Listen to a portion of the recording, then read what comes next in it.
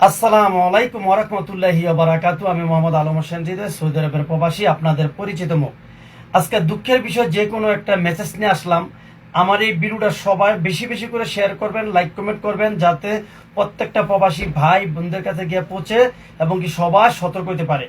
আমি একটা কথা বলি প্রবাসী বোনদের উদ্দেশ্যে, আপনারা সৌদি আরব যারা গৃহকর্মী হিসাবে যারা আইছেন হাউজের বিষয়ে আসার পরে, এরকম হইতে পারে কোনো মালিক খারাপ হইতে পারে, কোনো ভালো হইতে পারে, কিন্তু অযথা কোনো অন্য একটা ছেলের কথায় আপনারা কখনো পাও দিবেন না।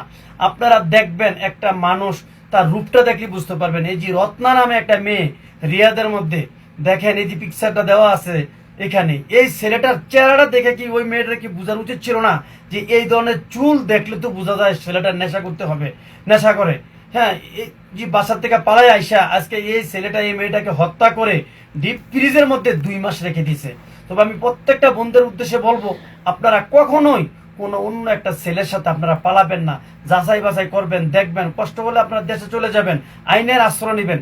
তারপরও কোনো একটা গান জুটি, কোনো একটা নেশাকুর ছেলের কথায় পাও রাইখা বাসার থেকে বাহির হইয়া কারোর সাথে থাকার চেষ্টা করেন না। কিন্তু আজকে দেখেন এই যে রত্না নামের মেয়েটাকে হত্যা করে আজকে 2 মাস ফ্রিজের মধ্যে রেখে দিছে।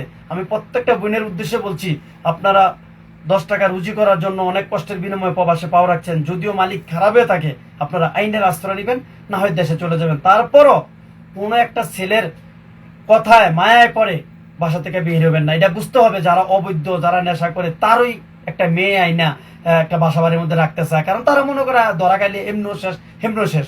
ভালো যাদের আকামা ব্যবসা প্রতিষ্ঠান থাকে, টাকা পয়সা থাকে, ওরা কখনো একটা অন্য একটা মেয়ে বাসা থেকে বাহির করে নিয়ে আসে না। আজকে দেখেন এই যে রত্নারে দেখে যদি আপনারা সতর্ক না হন, তাহলে আপনাদেরকে আর কে সতর্ক করবো? সম্পূর্ণ দোষ সরকারকে দিলে হবে না, সম্পূর্ণ দোষ হ্যাঁ এম্বাসিকে দিলে হবে না, নিজে সচেতন হতে হবে। আশা করি বুঝতে পারছেন। এই ভিডিওটা বেশি বেশি করে শেয়ার করবেন। দুঃখজনক একটা ঘটনা। সবাই ভালো থাকবেন।